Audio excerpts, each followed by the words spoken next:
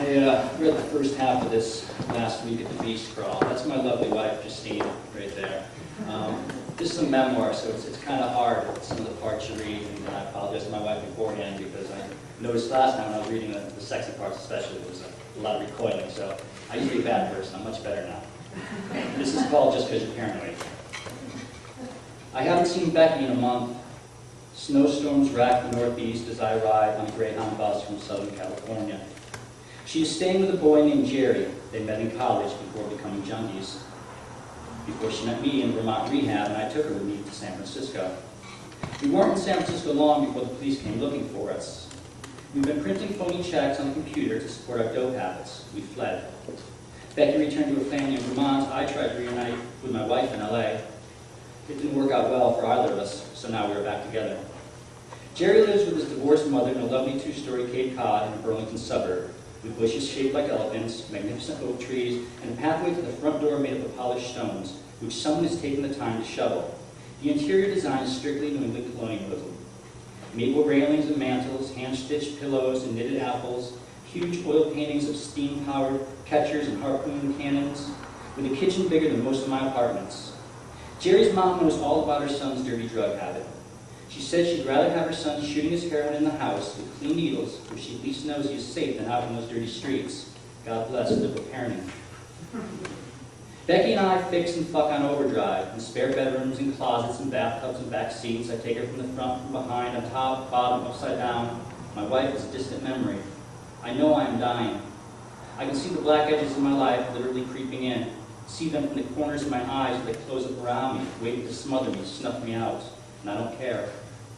Becky and I have taken our experience with phony checks with us back east. Making minor amendments to the plan, we are burning through banks at a good clip. We hit them for much less, opening up accounts with stolen checks and making instant withdrawals of $100 at a time. We've been cleaning up in this town. It's 8 p.m. on a Tuesday night, or maybe it's a Thursday. I've been here a little over a week. We're still in Jerry's mom's house, upstairs in his bedroom, which looks like a 10-year-old sleeps here. It's race car bedspread and wrestling posters, video game cartridges and controllers, and empty bowls of Lucky Charms littered about. Another girl shows up. We can call her Deborah. She's looking for the same thing we are. We can't find any heroin. We have money, but no one seems to be holding. The snow makes it tougher. Burlington is not like San Francisco. There are no houses storing the stuff in bulk. It has to be shipped in from far away like produce. Snowstorms clog highways. Nobody's been making deliveries of late. We have a few OxyContins to stave off the sickness, but since the pharmaceutical industry got wise and started adding gelatin to their pills, it makes breaking them down and shooting them impossible. Lemon juice and vinegar don't work, and heating up the crushed pills will only turn them into a thick goop you can't draw off. Shooting is its own addiction. There were times in San Francisco when we couldn't get anything, we'd sit around shooting up beer, whiskey dregs, Sprite, milk, Tang, sometimes just plain old tap water, anything for a fix. Doesn't matter what you're shooting. Once the needle pierces the skin, the brain is fooled into thinking drugs are about to be delivered. So it produces a high, the flip side of phantom pain for an amputee. We score some cocaine, it doesn't take long before the paranoia sets in. Seems Deborah has some legal issues. A boyfriend who's a big shot dealer, an ex-gang member, maybe his ex-boyfriend who's still a gang member, I don't know. But the cops are after him or her or somebody, and she won't shut up about it. I've been around this shit since I started doing drugs and it still drives me nuts. Soon Debbie and Jerry are at the window, and look, there's a van across the street that looks suspicious. Could be the DEA, Deborah says. I want to reply that the DEA has better things to do than chase 4 inconsequential douches around the Vermont suburbs. But I'm the new guy and I want them to like me. I already feel self-conscious about my age, because after me, Becky's the next oldest, and she's still in her mid-20s. The other two are babies. Deborah opens her purse. There's a lot of money in there. Deborah says the DEA wants it. We have to run. We've snuck out the back of the house and are weaving beneath the elephant bushes. It is much colder than I remember New England ever getting. Of course, we're almost in Canada. We're trying to run, but the snow has a thick layer of ice on it, which keeps breaking. We lose our footing, trapped in the crusty cracks. The cocaine was very potent, and the ringing in my ears will not stop. Deborah tells us to be quiet. No one is talking. She points between 2 houses. There's that van again. It is clearly not the same van, but I don't want to upset her. I've seen how much money is in that purse. I am staying by her side. If I can get my hands on that money, Becky and I can take a break from this bank business, which will not end well, no matter what lies I tell myself. We make it out of the suburbs by sticking along the woods that line Burlington, following the light of the moon through the shopping center. Now we are downtown, which in Burlington isn't that impressive. At the Holiday Inn, Deborah plunks down some cash for a room. We are all out of breath. Everyone lights a cigarette and inhales hard through the wheeze. We're going to hold up in this room and just decide until the DEA goes away and we can get some heroin. I hate admitting how silly this all feels, especially at my age. These cloak and dagger shenanigans. Nobody gives a shit about us. And certainly not the United States Drug Enforcement Agency, which I'm guessing has bigger fish to fry. Guys my age have careers, families, they own homes, they drive nice cars. They're not running through shopping plazas like creeped out rejects from the Breakfast Club.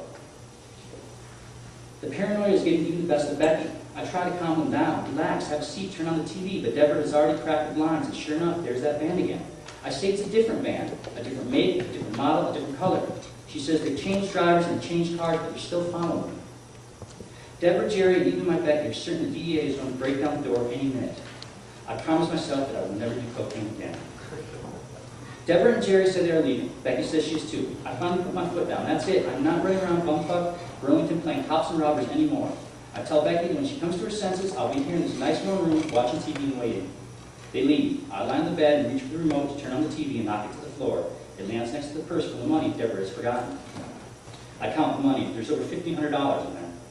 That could keep Becky and me rolling for at least a week.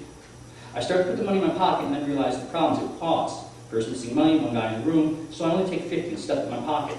But there's so much money. All those crisp green 20s, 50s, 100s staring back at me, so inviting. I'm about to take another 50 when there's a knock at the door, and I'm glad I at least got the 50 stashed in my pocket before Deborah realized she forgot her purse. $50 is better than nothing. I open the door. It's the DEA. Badges flash. Instructions given. There are 5 of them. One of them is even wearing sunglasses despite closing it on midnight. They all have on the black windbreakers with the big block letters on back. They ask where Deborah is. They've got a boyfriend. They saw her come in. No, that used denying kid. Give it to him straight. I know it's good for me. Talk about a mindfuck. I can't even answer. Do they have any idea how much this is screwing with my head? The DEA finds the purse. They take all the money but leave the purse. They say to tell Deborah she wants the money back. She knows where to find it. Then they walk out and leave me there. They never even ask my name. Everyone thinks I stole the money. Deborah has some big shot friends, and that money was theirs. It's not safe for me in Burlington anymore.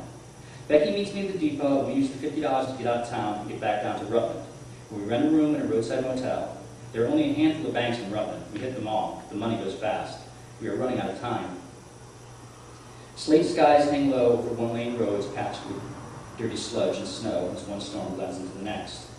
We know how this scene plays out. We pay for the night with the last of our money, shoot up everything we got, fuck our way till dawn, until we are empty.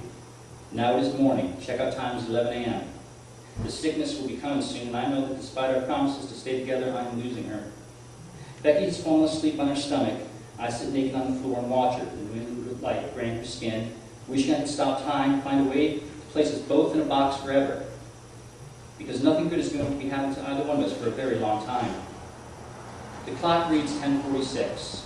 I know because I am looking at it when they come. When the police come for you, it is pretty much like in the movies. They bang loudly, but before you can answer, they kick in the door, and you are spread eagle on the floor, hands cuffed behind your back, in order not to talk or they'll shoot. And this is the last moment I have with Becky, that she's taken from me in the back of the squad car. I know not to turn around. I know doing so will be a mistake, but I do it anyway. As the taillights recede into the gusty Vermont snow, I catch that sad, lonesome wave goodbye from the rear window, and I am alone again, scared, looking up at a mountain I am too tired to climb. When you say goodbye to someone at an airport, or a bus station, or from the back of a police car, do not turn around. If you do, you regret it for the rest of your life. Thank you.